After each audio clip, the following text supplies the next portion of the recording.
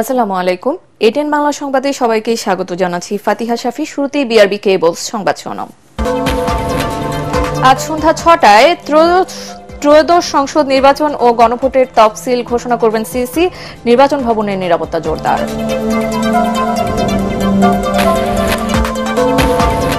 ২৪ ঘণ্টাতেও উদ্ধার করা সম্ভব হয়নি রাজশাহীর তানোরে নলকূপের পাইপে পড়ে যাওয়া ২ বছরের শিশু সাজিদকে।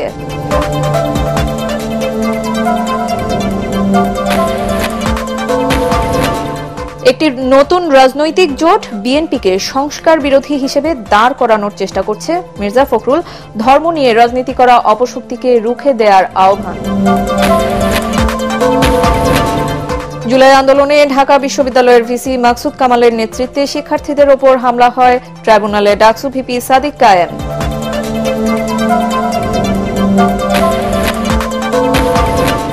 মাত্র ২,০০০ টাকা চুরি নিয়ে মোহাম্মদপুরে মা মেয়েকে খুন করে আয়েশা। পূর্বের অপরাধের সূত্র ধরে রহস্য উন্মোচন পুলিশের।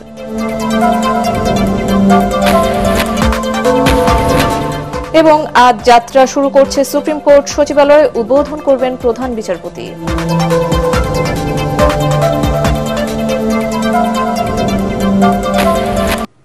শুনছিলেন বিআরবি কেবল সংবাদ শিরোনামগুলো। এবারে চলে যাচ্ছি পুরো সংবাদে। ত্রয়োদশ জাতীয় সংসদ নির্বাচন ও জুলাই জাতীয় সনদ বাস্তবায়নে গণভোটের তফসিল ঘোষণা করা হবে আজ সন্ধ্যা ৬টার পর। প্রধান নির্বাচন কমিশনার এএমএম নাসির উদ্দিন এই তফসিল ঘোষণা করবেন। সীমানা সংক্রান্ত জটিলতা কেটে যাওয়ায় আজ ৩০০ আসনে তফসিল ঘোষণা করা হবে। একে কেন্দ্র করে এরই মধ্যে রাজধানীর আগারগাঁওয়ের নির্বাচন ভবন ও আশেপাশে এলাকায় জোরদার করা হয়েছে নিরাপত্তা ব্যবস্থা। এর আগে বুধবার তফসিল ঘোষণার আগে রাষ্ট্রপতি মোহাম্মদ শাহাবুদ্দিনের সাক্ষাৎ করেছে প্রধান নির্বাচন কমিশনার এএমএম নাসির উদ্দিনের নেতৃত্বাধীন ৫ সদস্যের প্রতিনিধি দল। দর্শক, এই মুহূর্তে আগারগাঁওয়ের নির্বাচন কমিশনে আছেন সহকর্মী ইমদাদুল্লাহ বাবু। তফসিল ঘোষণার বিষয়ে আমরা আরো তথ্য জানতে এখন সরাসরি যুক্ত হচ্ছি তার সাথে।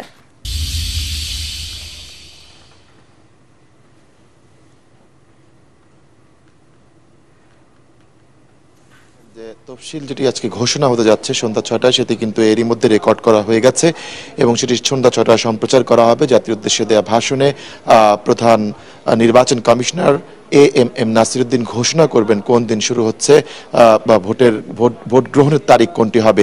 এরই মধ্যে আমরা চেষ্টা করেছিলাম বিভিন্ন সূত্রের মাধ্যমে আসলে ভোট গ্রহণের তারিখটি জানার জন্য। বেশ কয়েকটি সূত্র আমাদের নিশ্চিত করেছে যে ১২ ফেব্রুয়ারি একই দিনে জাতীয় নির্বাচন এবং গণভোটের ভোট গ্রহণ অনুষ্ঠিত হবে। একই সাথে জাতীয় নির্বাচনের যে ব্যালট থাকবে সেটি থাকবে সাদা কালো এবং গণভোটের যে প্রশ্নগুলো থাকবে সেই ব্যালটটি থাকবে গোলাপি এবং কালো রঙের। এই ধরনের তথ্য আমরা বিভিন্ন সূত্রের মাধ্যমে নিশ্চিত হতে পেরেছি। তো আমরা যেটুকু জানতে পারছি যে ঠিক সন্ধ্যা ৬টার দিকে এই ভাষণটি বাংলাদেশ টেলিভিশন সহ সম্প্রচার মাধ্যম যেগুলো আছে সেগুলো সম্প্রচার করবে এবং সেখানে নির্বাচনের মনোনয়ন দাখিল, মনোনয়ন যাচাই বাছাই, প্রচার প্রচারণার তারিখ, কবে প্রচার প্রচারণা বন্ধ হবে, কবে আপনার ভোট গ্রহণ হবে, সেই সব বিষয় কিন্তু বিস্তারিত সেখানে তুলে ধরা হবে এবং প্রধান নির্বাচন কমিশনার তার ভাষণে সেগুলো জাতিকে জানিয়ে দিবেন। একই সাথে যেটি হচ্ছে যে সীমানা সংক্রান্ত বেশ কয়েকটি জটিলতা ছিল, সেই জটিলতাগুলো উচ্চ আদালতের রায়ে কিন্তু কেটে গেছে, যার ফলে এবার ৩০০ আসনেই কিন্তু একদিনে তফসিল ঘোষণা করা হচ্ছে। এর বিগত বেশ কয়েকটি নির্বাচনে কিন্তু আমরা দেখেছিলাম যে কয়েকটি আসনে তফসিল কিন্তু একসাথে ঘোষণা করা সম্ভব হয়নি, যে কারণে এবার কিন্তু সেই সমস্যাগুলো নেই। এবার ৩০০ আসনেই একসাথে একই দিনে অনুষ্ঠিত হবে ত্রয়োদশ জাতীয় সংসদ নির্বাচনের ভোট গ্রহণ। আমরা যতটুকু জানতে পেরেছি এই সংক্রান্ত যে গেজেটটি রয়েছে সেই গেজেটটি কিছুক্ষণের মধ্যেই হয়তো বা নির্বাচন কমিশন কার্যালয় থেকে প্রকাশ করা হবে এবং এই জন্য আমরা যতটুকু জানতে পেরেছি যে আড়াইটার দিকে একটি বৈঠকে বসার কথা রয়েছে প্রধান নির্বাচন কমিশনের নেতৃত্বে যে কমিশনাররা রয়েছেন তাদেরকে সবাইকে নিয়ে একটি বৈঠকে বসার কথা রয়েছে এবং এই বৈঠকে আসলে তফসিল ঘোষণা এবং এই যে গেজেট প্রকাশ রয়েছে, এছাড়াও বেশ কিছু জরুরি পরিপত্র, বিশেষ করে নির্বাচনী আচরণবিধি, নির্বাচনকালীন সময়ে নিরাপত্তা ব্যবস্থা, এইগুলো সবগুলো বিষয়ে সার্বিক একটি বৈঠক হওয়ার কথা রয়েছে আড়াইটার দিকে এবং এই বৈঠক শেষে আনুষ্ঠানিকভাবে এসব বিষয়ে আমাদের সাথে কথা বলতে পারেন নির্বাচন অফিসের যে কর্মকর্তারা রয়েছেন তারা, এমনকি সচিবও আমাদের সাথে কথা বলতে পারেন, এমনটি আমরা জানতে পারছি। তো সে পর্যন্ত আমরা অপেক্ষা করছি আসলে দাপ্তরিকভাবে আমাদেরকে কি জানানো হয়। ফাতিহা। জি বাবু, ধন্যবাদ আপনাকে। দর্শক, আগারগাঁওয়ের নির্বাচন কমিশন ভবন থেকে সরাসরি যুক্ত ছিলেন সহকর্মী ইমদাদুল্লাহ বাবু, জানাচ্ছিলেন ত্রয়োদশ জাতীয় সংসদ নির্বাচনের তফসিল ঘোষণার বিষয়াদি সম্পর্কে। প্রায় ২৪ ঘন্টা পার হলেও এখনো সন্ধান মেলেনি রাজশাহীর তানোরের পরিত্যক্ত নলকূপের পাইপে পড়ে যাওয়া ২ বছরের শিশু সাজিদের। ফায়ার সার্ভিসের ৮টি ইউনিট প্রাণপণ চেষ্টা চালিয়ে যাচ্ছে শিশুটিকে উদ্ধারে। ফায়ার সার্ভিসের কর্মীরা জানায় ৪০ ফুট গভীরে গিয়েও সন্ধান না মেলায় ৯০ ফুট পর্যন্ত খনন করতে হতে পারে। এর আগে ফায়ার সার্ভিস জানায় শিশুটির অবস্থান শনাক্তে নলকূপের পাইপে বিশেষ ক্যামেরা ফেলে ফায়ার সার্ভিস, কিন্তু তা ৩৫ ফুট যাওয়ার পর আটকে যায়। এখনো তার নড়াচড়ার কোনো আলামত পাওয়া যাচ্ছে না বলে জানিয়েছে ফায়ার সার্ভিস। এতে দীর্ঘ সময় পার হওয়ায় শিশুটি এখন বেঁচে আছে কিনা তা নিয়ে শঙ্কা তৈরি হয়েছে। প্রত্যক্ষদর্শীরা জানায় বুধবার দুপুরে খেলার এক পর্যায়ে শিশুটি ওই অরক্ষিত গভীর নলকূপ পাইপের ভেতরে পড়ে যায়। পরে ফায়ার সার্ভিসে খবর দিলে তারা এসে উদ্ধার তৎপরতা শুরু করে। একটি নতুন রাজনৈতিক জোট বিএনপিকে সংস্কার বিরোধী হিসেবে দাঁড় করানোর চেষ্টা করছে, অথচ বিএনপির হাত ধরে দেশে সংস্কার এসেছে বলে দাবি করেছেন বিএনপি মহাসচিব মির্জা ফখরুল ইসলাম আলমগীর। রাজধানীর কৃষিবিদ ইনস্টিটিউশন মিলনায়তনে বিএনপির দেশ গড়ার পরিকল্পনা শীর্ষক ৫ম দিনের কর্মশালার উদ্বোধন করে তিনি একথা বলেন। বিএনপি মহাসচিব বলেন, যারা মুক্তিযুদ্ধ নিয়ে বাজে কথা বলে তাদের বিরুদ্ধে সজাগ থাকতে হবে। এবারের ভোট দেশকে পেছনে টেনে নেওয়ার শক্তির বিরুদ্ধে সামনে এগিয়ে নেওয়ার শক্তিকে জয়ী করার লড়াই। ধর্মকে ব্যবহার করে রাজনীতি করা অপশক্তিকে রুখে দেওয়ার আহ্বানও জানান তিনি।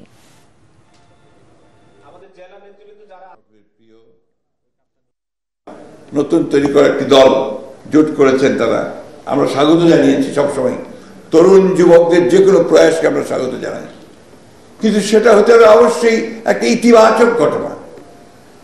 তারা বললেন যে বিএনপি নাকি সংস্কার নিয়ে কাজ করে না, আর সংস্কার জন্মই তো দিয়েছে বিএনপি। পেছন থেকে অন্ধকারের মধ্য দিয়ে একটা কালো থাবা বেরিয়ে আসছে কিনা, আর একটা ফ্যাসিজম অন্যদিক থেকে আমাদের উপরে চেপে বসতে চাইছে কিনা, আজকে মানুষকে বিভ্রান্ত করে এবং দুর্ভাগ্যজনকভাবে আমাদের প্রিয় ধর্মকে ব্যবহার করে তারা আজকে বাংলাদেশের মানুষকে বিভ্রান্ত করতে চাইছে কিনা, আজকে সেই শক্তির বিরুদ্ধে আমাদেরকে রুখে দাঁড়াতে হবে। আগামী নির্বাচনের মাধ্যমে রাজনৈতিক অধিকার নয়, জনগণের মৌলিক অধিকার ফিরিয়ে দেয়াই বিএনপির লক্ষ্য বলে জানিয়েছেন বিএনপির স্থায়ী কমিটির সদস্য আমির খসরু মাহমুদ চৌধুরী। জাতীয়তাবাদী কৃষক দলের ৪৫তম প্রতিষ্ঠা বার্ষিকী উপলক্ষে জিয়াউর রহমানের সমাধিতে শ্রদ্ধা জানানোর পর তিনি একথা বলেন। তিনি বলেন, সংগ্রাম শেষ হয়ে যায়নি, নির্বাচনের মধ্য দিয়ে দেশে গণতন্ত্র প্রতিষ্ঠাই বিএনপির লক্ষ্য। অন্তর্ভুক্তিমূলক রাষ্ট্র গঠনের মাধ্যমে রাজনৈতিক সংস্কৃতি সৃষ্টি করতে চায় বিএনপি। রাজনৈতিক, অর্থনৈতিক, সামাজিক, সাংস্কৃতিক অধিকার সুনিশ্চিত করার জন্য আমাদের এই লড়াই। এই জন্য আগামী নির্বাচন অত্যন্ত গুরুত্বপূর্ণ এবং আগামী নির্বাচনে বাংলাদেশে একটা অন্তর্ভুক্তিমূলক আমরা জাতি করতে পারবো কিনা সেই সিদ্ধান্ত বাংলাদেশকে নিতে হবে। এবং আমাদের যে অন্তর্ভুক্তিমূলক দেশ, বাংলাদেশের জাতীয়তাবাদী চিন্তা ভাবনা যে দেশ, এটাকে আমরা পুনঃপ্রতিষ্ঠা করে বাংলাদেশকে একটি শান্তির নীড় করতে চাই। জুলাই গণ আন্দোলনে ঢাকা বিশ্ববিদ্যালয়ের শিক্ষার্থীদের ওপর তৎকালীন ভিসি মাকসুদ কামালের নেতৃত্বে হামলা এবং নির্যাতন হয়েছিল। ওই নির্যাতন ও হামলার ঘটনায় মাকসুদ কামাল, ছাত্রলীগ ও যুবলীগের নেতৃবৃন্দ এবং ঢাবির তৎকালীন প্রশাসনে যারা ছিলেন তাদের মানবতাবিরোধী অপরাধের বিচার দাবি করেছেন ডাকসুর সহ সভাপতি সাদিক কায়েম। আজ আন্তর্জাতিক অপরাধ ট্রাইব্যুনালের তদন্ত কর্মকর্তার কাছে ঢাকা বিশ্ববিদ্যালয়ের সাবেক ভিসি মাকসুদ কামাল ও আওয়ামী লীগের সাধারণ সম্পাদক ওবায়দুল কাদেরের ২ মামলায় জবানবন্দি দিয়ে সাংবাদিকদের তিনি এসব কথা বলেন। এদিন আরও জবানবন্দি দেন ডাকসুর সাহিত্য সম্পাদক মুহাদ্দিক আলী ইবনে মোহাম্মদ ও পরিবহন বিষয়ক সম্পাদক আসিফ আব্দুল্লাহ। জবানবন্দিতে তারা জুলাই আন্দোলনে ঢাকা বিশ্ববিদ্যালয়ের শিক্ষার্থীদের উপর নির্যাতনের চিত্র তুলে ধরেন। এ সময় তিনি অভিযোগ করে বলেন, তৎকালীন ভিসি মাকসুদ কামালকে বাঁচানোর জন্য অন্তর্বর্তী সরকারের পক্ষ থেকে এবং ঢাকা বিশ্ববিদ্যালয়ের শিক্ষকদের একাংশ তাকে বাঁচানোর চেষ্টা চালাচ্ছে, কিন্তু কোনোভাবেই তাকে মানবতাবিরোধী অপরাধের বিচার থেকে রক্ষা করা যাবে না। যারা সিভিয়ার আহত আছে তাদেরকে নিয়ে বিভিন্ন প্রাইভেট ক্লিনিকে যাচ্ছিলাম, সেখানেও আমাদের উপর হামলা করেছিল এবং এই সকল হামলাগুলো মাকসুদ কামালের নির্দেশে এবং হাসিনার নির্দেশে, এবং ওই সময়ে এই হাসিনার ওভারঅল যে প্ল্যান, সেই প্ল্যানের যারা সহযোগী ছিল ওবায়দুল কাদের এবং বাহাউদ্দিন নাসিম যে এই এলাকার এমপি ছিল তাদের নির্দেশে, এবং যুবলীগের যারা সভাপতি ছিল, মহানগর সভাপতি এবং হলো ছাত্রলীগের মহানগর সভাপতি, সেক্রেটারি সহ সবার নির্দেশে। এবং ওই দিন আমাদের সায়েন্সের যে 3টা হল আছে, শহীদুল্লাহ হলে দফায় দফায় শিক্ষার্থীদের উপর হামলা করা হয়েছিল। টাঙ্গারপুল থেকে বহিরাগত নিয়ে এসে আমাদের ভাই বোনদের উপর হামলা করা হয়েছিল। পূর্বের অপরাধের সূত্র ধরে মা মেয়ে হত্যাকাণ্ডের রহস্য উন্মোচন করেছে পুলিশ। জিজ্ঞাসাবাদে গৃহকর্মী আয়েশা জানায় 2000 টাকা চুরি নিয়ে কথা কাটাকাটি এবং ক্ষোভের জেরে প্রথমে মা ও পরে মেয়েকে খুন করে সে। রাজধানীর মোহাম্মদপুরে আলোচিত এই জোড়া খুনে গ্রেফতার গৃহকর্মী আয়েশাকে জিজ্ঞাসাবাদের পর ব্রিফিংয়ে এ তথ্য জানায় পুলিশ। এর আগে আয়েশার চুরির রেকর্ড রয়েছে বলেও জানতে পেরেছে পুলিশ। বিস্তারিত জানাচ্ছেন জি.এম. তসলিম। রাজধানীর মোহাম্মদপুরে মা মেয়েকে নৃশংসভাবে কুপিয়ে হত্যার 72 ঘন্টার মধ্যেই ঝালকাঠির নলসিটি থেকে গৃহকর্মী আয়েশা ও তার স্বামী রাব্বিকে গ্রেফতার করে মোহাম্মদপুর থানা পুলিশ। এই বছরের জুলাই মাসে 8000 টাকা ও স্বর্ণের আংটি চুরির ঘটনায় আয়েশার নামে মোহাম্মদপুর থানায় সাধারণ ডায়েরি করেছিল এক ভুক্তভোগী পরিবার। সেই চুরির ঘটনায় পাওয়া একটি ফোন নম্বরের সূত্র ধরে সাভার ও বরিশালে অভিযান চালিয়ে আয়েশাকে ধরতে ব্যর্থ হলেও পরবর্তীতে ঝালকাঠিতে তার দাদা শ্বশুর বাড়ি থেকে স্বামী রাব্বি সহ তাকে গ্রেফতার করে পুলিশ। রাজধানীর মিন্টু রোডের ডিএমপি মিডিয়া সেন্টারে এক ব্রিফিংয়ে পুলিশ জানায়, হত্যার আগের দিন আয়েশা ওই বাসা থেকে 2000 টাকা চুরি করেছিল। এই ঘটনায় তাকে পুলিশের কাছে ধরিয়ে দেওয়ার ভয় দেখিয়েছিল নিহত গৃহকর্মী লায়লা আফরোজ। প্রাথমিক জিজ্ঞাসাবাদে আয়েশা ঘটনার সাথে জড়িত থাকার বিষয়টি স্বীকার করেছে। একইভাবে জানা যায়, গৃহকর্মীর নিয়োজিত থেকে চুরি করার অভ্যাস পূর্ব থেকেই তার ছিল। কাজে আসার সময় আয়েশা বাসা থেকে একটি সুইচ গিয়ার চাকু নিয়ে আসে। ঘটনার দিন টাকা চুরি নিয়ে তাদের মধ্যে আবারও কথা কাটাকাটি হয় এবং ধস্তাধস্তির এক পর্যায়ে আয়েশা গৃহকর্ত্রী লায়লা আফরোজকে সুইচ গিয়ার দিয়ে এলোপাতাড়ি ছুরিকাঘাত করে। এ সময় তাদের মেয়ে নাফিসা তার মাকে বাঁচাতে এগিয়ে এলে তাকেও ছুরিকাঘাত করা হয়। খুনের পর আয়েশা ল্যাপটপ এবং স্বর্ণালংকার সহ মূল্যবান সামগ্রী নিয়ে পালিয়ে যায়। এর আগে তার বোনের বাসা থেকে সে 2 লাখ টাকা চুরি করেছিল বলে জানায় পুলিশ। ঘটনার সময় আয়েশা নিজেও আহত হয় এবং রক্তমাখা কাপড় চোপড় পাল্টিয়ে মেয়ে নাফিসার স্কুল ড্রেস পরে বাসা থেকে বের হয়ে যায়। যাওয়ার সময় ব্যাকপ্যাকে একটি ল্যাপটপ, মোবাইল ফোন আরো কিছু জিনিসপত্র নিয়ে যায়। বাসা থেকে বের হয়েছে সোহরাওয়ার্দী মেডিকেলের ভিতরে গিয়ে পুনরায় কাপড় পাল্টিয়ে তার নিজের কাপড় পরিধান করে সে সাভারের উদ্দেশ্যে রওনা হয়। পরবর্তীতে সে চুরি করা ফোন ও রক্তাক্ত কাপড় চোপড় সিঙ্গাইর ব্রিজ হতে নদীতে ফেলে দেয়। এই হত্যাকাণ্ডের পেছনে কোনো সংঘবদ্ধ চক্র জড়িত রয়েছে কিনা তা খতিয়ে দেখছে পুলিশ। স্বামী প্রাথমিকভাবে বিষয়টি এত বড় পরিসরে না জানলেও পরবর্তীতে সে জেনে তার ওয়াইফকে পালাতে সাহায্য করেছে। GM. Taslim, ATN Bangla, Dhaka. Tejgaon college ছাত্রাবাসে 2 গ্রুপের সংঘর্ষের জেরে নিহত সাকিবুল হাসান রানা হত্যার বিচারের দাবিতে রাজধানীর ফার্মগেট এলাকার অবরোধ প্রত্যাহার করেছে প্রতিষ্ঠানের শিক্ষার্থীরা। এর আগে শিক্ষার্থীদের রাস্তা অবরোধের ফলে ওই এলাকা দিয়ে যান চলাচল সম্পূর্ণ বন্ধ হয়ে যায়। এ সময় শিক্ষার্থীরা নানা স্লোগান দিতে থাকে। পরে কর্তৃপক্ষের আশ্বাসে অবরোধ প্রত্যাহার করে শিক্ষার্থীরা। তেজগাঁও কলেজের শিক্ষার্থীরা জানান, মাদক সেবন, বহিরাগত ছাত্র হলে রাখা এবং চাঁদাবাজির অভিযোগে ছাত্র দলের 2টি গ্রুপের সঙ্গে সাধারণ শিক্ষার্থীদের বিরোধ দীর্ঘদিনের। গত 6 ডিসেম্বর রাতে হলে বসে মাদক সেবন করলে তাদের বাধা দেয় শিক্ষার্থীরা। এতে বাগবিতণ্ডা ও হাতাহাতির এক পর্যায়ে বহিরাগত শতাধিক লোক নিয়ে সাধারণ শিক্ষার্থীদের ওপর হামলা চালায় একটি দল। সংঘর্ষে গুরুতর আহত হন তেজগাঁও কলেজের উচ্চ মাধ্যমিক শিক্ষার্থী সাকিবুল হাসান রানা। 5 দিন সোহরাওয়ার্দী হাসপাতালের আইসিইউতে চিকিৎসাধীন থাকার পর গতকাল বুধবার দুপুরে মৃত্যু হয় রানার। আজ উদ্বোধন হতে যাচ্ছে সুপ্রিম কোর্ট সচিবালয়ের। বেলা 2:30টায় প্রধান বিচারপতি সৈয়দ রেফাত আহমেদ সুপ্রিম কোর্ট সচিবালয় উদ্বোধন করবেন। সুপ্রিম কোর্টের প্রশাসনিক ভবন 4 এর দ্বিতীয় তলার 2টি কক্ষে আপাতত সচিবালয়ের কার্যক্রম চলবে। গত 30 নভেম্বর সুপ্রিম কোর্ট সচিবালয় অধ্যাদেশ 2025 জারি করা হয়।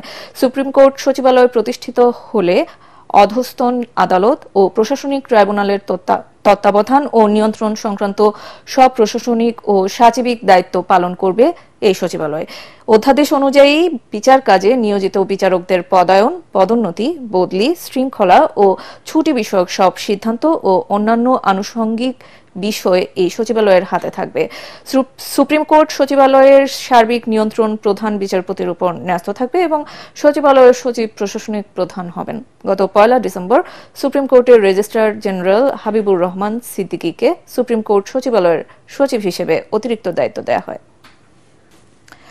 শিল্পনগরী ফতুল্লা থানা নিয়ে গঠিত নারায়ণগঞ্জ 4 আসনে পাড়া মহল্লা এখন প্রার্থী সমর্থকদের প্রচারণায় মুখর। ভোটাররা বলছেন, এখানে বিসিক নগরী হওয়া সত্ত্বেও সংকীর্ণ সড়ক, জলাবদ্ধতা এবং মশার উপদ্রবে অতিষ্ঠ এলাকার বাসিন্দারা। আসছে নির্বাচনে যিনি এই আসন থেকে বিজয়ী হবেন তাকে এই সমস্যাগুলোর সমাধান করতে হবে। নারায়ণগঞ্জ থেকে ফিরে রিপোর্ট করছেন মনির হোসেন তপু। জেলার 5টি আসনের মধ্যে ফতুল্লা থানা নিয়ে গঠিত নারায়ণগঞ্জ 4 আসনে 7টি ইউনিয়নে 6,27,000 ভোটার। যানজট, জলাবদ্ধতা, ডেঙ্গু, ধুলাবালি সহ নানা সমস্যায় জর্জরিত আসনটি। এ আসনে জামাতে ইসলামীর প্রার্থী ছাত্র শিবির কেন্দ্রীয় কমিটির সাবেক সভাপতি আব্দুল জব্বার এবং এনসিপির প্রার্থী দলটির কেন্দ্রীয় কমিটির যুগ্ম সদস্য সচিব আব্দুল্লাহ আল আমিন। এছাড়াও খেলাফত মজলিস সহ অন্যান্য দলের প্রার্থী রয়েছে। আপনিও জানেন নারায়ণগঞ্জ হচ্ছে ব্যাড ব্র্যান্ডিং এর শহর, মানে নেগেটিভ ব্র্যান্ডিং এর শহর। এটা আমরা পজিটিভ ব্র্যান্ডিং এর শহরে আনতে চাই। আমরা তরুণ প্রজন্ম, শিক্ষিত প্রজন্ম সামনে এসেছি একটা পরিবর্তন আনতে। পূর্বের গায়ের জোর, পূর্বের সন্ত্রাস, চাঁদাবাজি, ওই রাজনীতিটা আমরা আর নারায়ণগঞ্জে হোক এটা আমরা আর হইতে দিব না ইনশাআল্লাহ।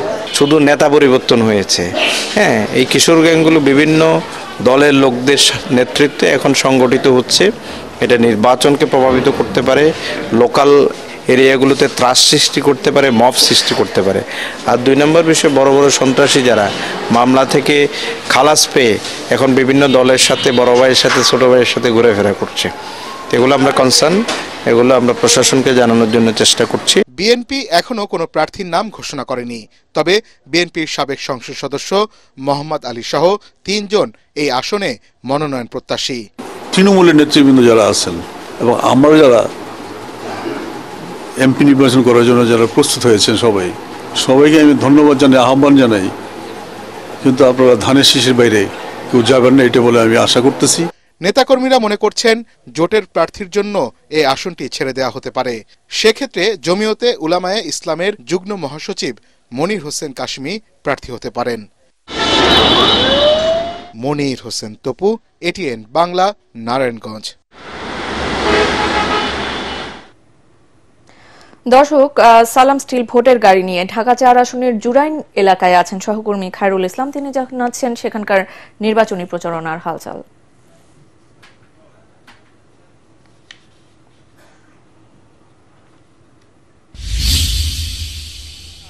আমি এখন রয়েছি ঢাকা 4 আসনের জুরাইন রাজাবাড়ি মোড়ে। এখানকার যদি নির্বাচনী প্রচারণার খবর আপনাকে বলতে যাই তাহলে বলবো আসলে এখানে কিন্তু নির্বাচনী আমেজ পুরোদমে শুরু হয়ে গেছে। এখানকার যে প্রার্থী রয়েছেন তারা কিন্তু সকাল থেকে একেবারে তাদের ভোর থেকে কিন্তু তাদের গণসংযোগ শুরু করছেন, উঠান বৈঠক করছেন, পথসভা করছেন, ভোটারদের কাছে যাচ্ছেন এবং ভোটারদের যে মূল্যবান ভোট রয়েছে সেটি কিন্তু তাদের পক্ষে চাইছেন। এছাড়াও কিন্তু এই আসনের বিভিন্ন সড়কে পাশে বিভিন্ন মোড়ে মোড়ে কিন্তু আমরা প্রার্থীদের পোস্টার দেখেছি, ফেস্টুন দেখেছি, ব্যানার দেখেছি। তারা কিন্তু তাদের প্রচারণা কিন্তু প্রতিনিয়ত চালিয়ে যাচ্ছেন।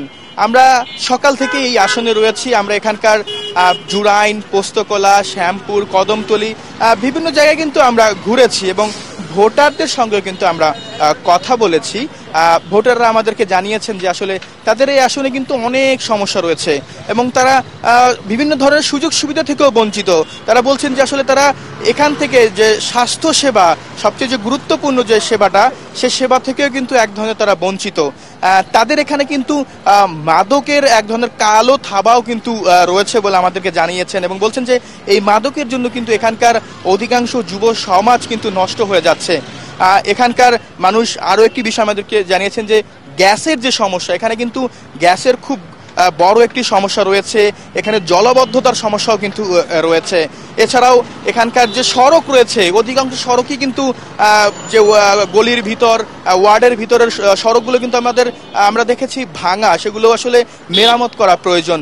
এবং ভোটাররা আমাদেরকে বলছেন যে আসলে এবারের নির্বাচনে তারা একজন যোগ্য প্রার্থী চান, যিনি তাদের এই সকল সমস্যার সমাধানে কাজ করবে, যিনি কিনা প্রতিবারের মতো আশ্বাস দিয়ে সেই আশ্বাস ভেঙে দিবেন, এরকম কোনো প্রার্থী তারা চাইছেন না। তারা চাচ্ছেন একজন সৎ এবং যোগ্য প্রার্থী। এই ছিল ঢাকা 4 আসন থেকে সালাম স্টিল ভোটের গাড়ির নির্বাচনী প্রচারণার সর্বশেষ খবর আমার কাছ থেকে। জি খায়রুল, ধন্যবাদ আপনাকে আমাদের সাথে যুক্ত হওয়ার জন্য। আজ 11ই ডিসেম্বর কুষ্টিয়া মুক্ত দিবস। 1971 সালের এই দিনে পাকিস্তানি হানাদার বাহিনীর পরাজয়ে শত্রুমুক্ত হয় কুষ্টিয়া জেলা। বীর মুক্তিযোদ্ধাদের বীরত্ব আর আত্মত্যাগের বিনিময়ে কুষ্টিয়া অর্জন করে স্বাধীনতার স্বাদ। 1971 সালে মুক্তিযুদ্ধের সূচনা লগ্ন হতেই কুষ্টিয়া ছিল প্রতিরোধের দুর্গ। যুদ্ধের শুরু থেকে জেলার বিভিন্ন স্থানে মুক্তিবাহিনী ও পাক হানাদার বাহিনীর মধ্যে সংঘটিত হয় ছোট বড় 127টি রক্তক্ষয়ী যুদ্ধ। অগস্ট ও সেপ্টেম্বরে মুক্তিবাহিনীর প্রবল প্রতিরোধের মুখে বিপর্যস্ত হয়ে পড়ে পাক সেনারা। শহর ছাড়া প্রায় পুরো জেলায় নিয়ন্ত্রণে নিয়ে নেয় মুক্তিযোদ্ধারা। এরপর 11ই ডিসেম্বর আবার মুক্তিবাহিনীর প্রবল আক্রমণে পালাতে বাধ্য হয় পাক হানাদার বাহিনী। শিল্প ও কৃষির মিশেলে গড়ে ওঠা ধামরাই ঢাকা 19 আসন। নির্বাচনী উত্তাপের ছোঁয়া লেগেছে এখানেও। প্রার্থীদের গণমিছিল, উঠান বৈঠক ও মাইকিং সব মিলিয়ে নির্বাচনের আমেজ ছড়িয়ে পড়েছে পুরো এলাকা জুড়ে। তবে এখন পর্যন্ত এ আসন থেকে বিএনপির পক্ষ থেকে কাউকে দেওয়া হয়নি মনোনয়ন। খায়রুল ইসলামের রিপোর্ট। ঢাকার খুব কাছেই প্রায় 307 বর্গ কিলোমিটার নিয়ে গঠিত ধামরাই উপজেলা।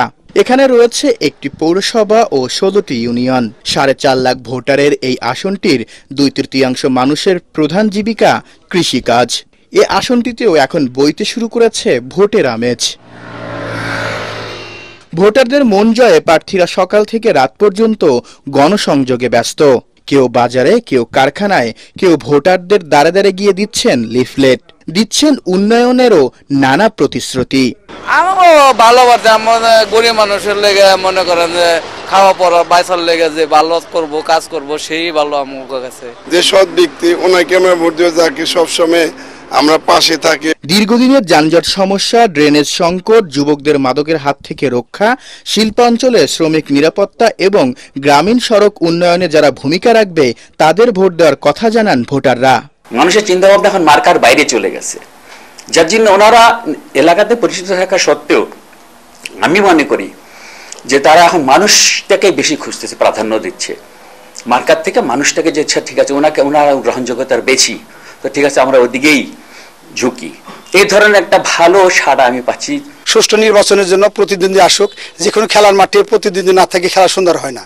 কাজে তারা আসবে, আমরা আশা করি প্রতিদ্বন্দ্বী হবে, প্রত্যেকে যার যার ইচ্ছা ভোট দেবে। তবে ভোট ইনশাআল্লাহ দাঁড়িপাল্লার পক্ষে আসবে, এটা আমার আন্তরিক বিশ্বাস ইনশাআল্লাহ। তবে এখনো এই আসনে বিএনপির পক্ষ থেকে কাউকে দেয়া হয়নি মনোনয়ন প্রত্যাশী প্রার্থীরা প্রতিনিয়ত চালাচ্ছেন গণসংযোগ। দল মত সবকিছু ভুলে যে সকল শ্রেণী পেশার মানুষ স্বাধীনতার পক্ষের শক্তি, ধানের শীষে আমরা ভোট দেই, এটাই হচ্ছে আমার সকলের কাছে আহ্বান। আপনার এলাকা অবশ্যই দেখেছেন, ঘুরছেন, আপনাদের যারা প্রতিনিধি আছে তাদেরকে নিয়ে ঘুরে দেখেন। নিঃসন্দেহে আপনি বলতে পারেন আমাদের এই প্রার্থী আলহাজ তমিজুদ্দিন সাহেব, যিনি বিএনপির জাতীয় নির্বাহী কমিটির অন্যতম সদস্য, তার কম পক্ষে 70% ভোট ধামরাইতে আছে। তারা প্রতিশ্রুতি দিচ্ছেন নির্বাচিত হলে শিক্ষা, স্বাস্থ্য ও কৃষি সহায়তায় আসনটিকে স্মার্ট উন্নয়নের মডেল করে তোলা হবে। খায়রুল ইসলাম, এটিএন বাংলা, ধামরাই। দর্শক, সালাম স্টিল ভোটের গাড়ি নিয়ে এখন ময়মনসিংহের ভালুকায় আছেন সহকর্মী তরিক ইসলাম। তিনি জানাচ্ছেন সেখানকার নির্বাচনী প্রচার প্রচারণার খবর। সালাম স্টিল ভোটের গাড়ি নিয়ে আমরা এখন রয়েছি ভালুকা নতুন বাস স্ট্যান্ড এলাকায়। আমরা সকাল থেকে এই এলাকা ঘুরে বেরিয়েছি, কথা বলেছি এলাকার ভোটার ও প্রার্থীদের সাথে। আমার পাশে এখন দুইজন ভোটার রয়েছে, আমরা এখন তাদের কাছ থেকে সরাসরি জানতে চাইব নির্বাচন তো আসন্ন, নির্বাচনী পরিবেশ কেমন দেখছেন? এখন পর্যন্ত মোটামুটি ভালো, তবে কিছু বিশৃঙ্খলতা দেখা যাচ্ছে। যারা দেখা যাচ্ছে যে সাধারণত নিজেদেরকে এলাকার প্রভাবশালী তারা একটু বিশৃঙ্খলা হালকা পাতলা করতে, তবে সব মিলে মোটামুটি এখন পর্যন্ত ভালো। যেহেতু শুনতেছি আজকে আবার তফসিল ঘোষণা হবে, তফসিল ঘোষণা হওয়ার পরে পরিবেশটা মূলত বোঝা যাবে তখনকার পরিবেশটা কি হইতেছে আর কি, এটা আমরা অপেক্ষা করতেছি আর কি। ধন্যবাদ আপনাকে। আপনি একটু বলবেন যে আগামী দিনে যেসব প্রার্থীরা ক্ষমতায় যাবেন তাদের কাছে আপনাদের প্রত্যাশা কি থাকবে, কেমন নেতা চান আপনারা? আমরা এরকম আশাবাদী যে আমাদের এই ভালুকায় মানে একজন যোগ্য প্রার্থী দরকার, ঠিক আছে, যে মানুষের পাশে দাঁড়াবে, গরিব দুঃখী মানুষের কষ্ট বুঝবে, যে মানে প্রতিনিয়ত মানুষের পাশে থাকবে। আমরা এমন একজন লোককে চাই যে গরিবের মনে কষ্ট যাতে ওরা বুঝে। এখানকার ভোটাররা বলছিলেন যে এখানে মোটামুটি নির্বাচনী পরিবেশ বেশ জমে উঠেছে, পাশাপাশি যেহেতু এটা একটা শিল্পাঞ্চল এলাকা, তারা বলছিলেন যে এখানে একজন এমন নেতৃত্ব আসুক যেই নেতা তাদের সুখে দুঃখে সবসময় তাদের পাশেই থাকবে। তো ময়মনসিংহের ভালুকা থেকে এই ছিল আমার কাছে সবশেষ। প্রযুক্তি ছাড়া আধুনিক বিশ্বের সাথে তাল মিলিয়ে চলা সম্ভব নয় বলে জানিয়েছেন বিএনপির কেন্দ্রীয় নেতা ও নাটোর 2 আসনে বিএনপির প্রার্থী advocate M Ruhul Quddus Talukdar Tulu. Natore IT ও ইনকিউবেশন সেন্টারে কারিগরি শিক্ষা বোর্ডের অধীন আইটি প্রশিক্ষণার্থীদের মাঝে কোর্স সমাপনী শেষে সনদ বিতরণ অনুষ্ঠানে একথা বলেন তিনি। প্রযুক্তির সহায়তায় তরুণ সমাজকে প্রযুক্তি নির্ভর আগামীর সমৃদ্ধ বাংলাদেশ গড়ে তুলতে হবে বলেও জানান দুলু। এ সময় প্রযুক্তির অপব্যবহার করে প্রোপাগান্ডা ও অপপ্রচার রোধে জাতীয়তাবাদী শক্তির তরুণ সমাজকে এগিয়ে আসার আহ্বান জানান বিএনপির এই নেতা।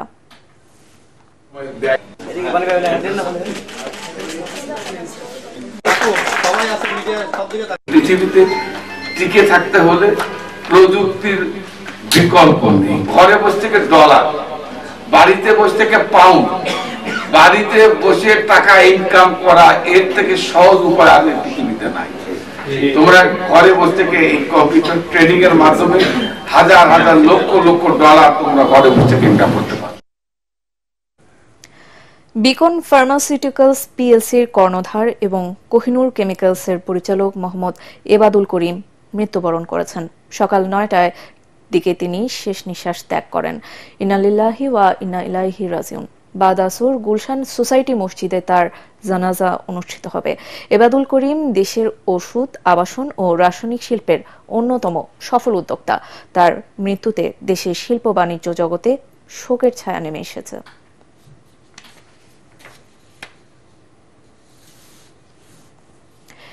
এবারে পূবালী ব্যাংক বাণিজ্য সংবাদ।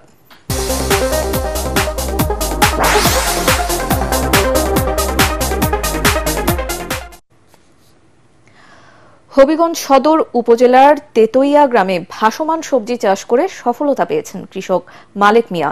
সদর উপজেলা কৃষি অফিসের সহায়তায় ও বন্যা পুনর্বাসন জরুরি সহায়তা কৃষি প্রকল্পের আওতায় এ ভাসমান সবজি চাষ করা হয়। চলতি বছরের অক্টোবর মাসে পানি জমা থাকে এমন জমিতে বস্তার মধ্যে লাউ বীজ রোপণ করা হয়। এরপর 2 মাসের মধ্যেই ওই জমিতে লাউয়ের বাম্পার ফলন ফলে। কৃষি অফিসের এ প্রকল্পের উদ্দেশ্য হচ্ছে নিচু এলাকার পানিতে সবজি, মাছ ও অন্যান্য ফসলাদি আবাদ করা।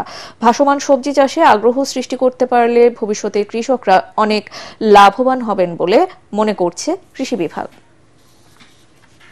আর এবারে থাকছে খেলার খবর।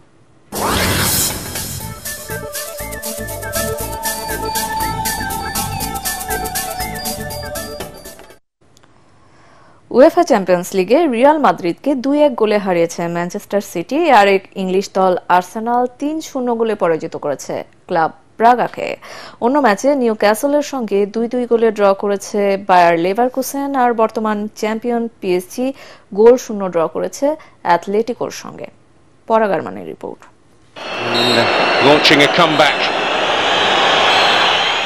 সান্তিয়াগো বার্নাব্যুতে রিয়াল মাদ্রিদ ম্যানচেস্টার সিটি ম্যাচের আগে আলোচনায় ছিল কিলিয়ান এমবাপ্পে ও আর্লিং হালান্ডের দ্বৈরথ, কিন্তু আঙুল ও পেশির চোটের কারণে পুরো সময় বেঞ্চে বসে থাকতে হয় এমবাপ্পেকে। আর হালান্ড 50তম চ্যাম্পিয়ন্স লিগ ম্যাচে উঠলেন 51তম গোলের উত্তেজনায়। শুরুতে দাপট দেখানোর আভাস দেয় রিয়াল মাদ্রিদ, 3 মিনিটে পেয়ে যায় তারা পেনাল্টি, কিন্তু ভিএআর পাল্টে দেয় সেই সিদ্ধান্ত। তবে 28 মিনিটে রদ্রিগোর কল্যাণে ঠিকই এগিয়ে যায় স্বাগতিকরা। 34 মিনিটে কর্নার থেকে বল পেয়ে 1-1 সমতা ফেরান ম্যানচেস্টার সিটির নিকো ওরেইলি। আর 39 মিনিটে হালান্ড পেনাল্টিতে যে গোলটি করেন তাতেই নিশ্চিত হয় সিটিজেনদের 2-1 ব্যবধানের জয়। এদিকে বড় জয়ে আরেক ইংলিশ দল আর্সেনাল পয়েন্ট টেবিলের শীর্ষে উঠে এসেছে। বেলজিয়ান দল ক্লাব ব্রাগার মাঠে গানাররা 25 মিনিটে ননি মাদুয়েকের গোলে লিড নেয়। বিরতি থেকে ফিরে 47 মিনিটে মাদুয়েকে ব্যবধান দ্বিগুণ করেন। আর 56 মিনিটে গানারদের হয়ে তৃতীয় গোলটি করেন গ্যাব্রিয়েল মার্তিনেল্লি। ইংলিশদের জয়ের দিনে লেভারকুসেনের সাথে 2-2 গোলে ড্র করেছে নিউক্যাসল ইউনাইটেড। আর চ্যাম্পিয়ন্স লিগের বর্তমান চ্যাম্পিয়ন পিএসজি অ্যাথলেটিকোর মাঠে হতাশাজনকভাবে গোলশূন্য ড্র করেছে। পরাগার মান, এটিএন বাংলা। সংবাদ শেষ করছি, তার আগে বিআরবি কেবল সংবাদ শিরোনামগুলো জানিয়ে দিচ্ছে আরো একবার। আজ সন্ধ্যা 6টায় ত্রয়োদশ সংসদ নির্বাচন ও গণভোটের তফসিল ঘোষণা করবেন সিইসি। নির্বাচন ভবনের নিরাপত্তা জোরদার।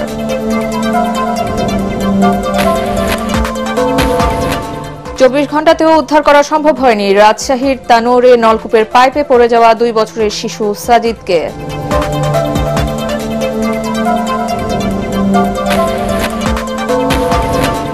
একটি নতুন রাজনৈতিক জোট বিএনপিকে সংস্কার বিরোধী হিসেবে দাঁড় করানোর চেষ্টা করছে মির্জা ফখরুল। ধর্ম নিয়ে রাজনীতি করা অপশক্তিকে রুখে দেওয়ার আহ্বান। জুলাই আন্দোলনে ঢাকা বিশ্ববিদ্যালয়ের ভিসি মাকসুদ কামালের নেতৃত্বে শিক্ষার্থীদের ওপর হামলা হয়, ট্রাইব্যুনালে ডাকসু ভিপি সাদিক কায়েম।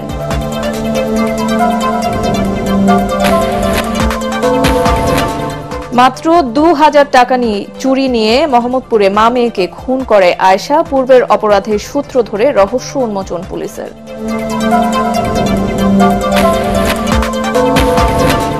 এবং আজ যাত্রা শুরু করছে সুপ্রিম কোর্ট সচিবালয়, উদ্বোধন করবেন প্রধান বিচারপতি।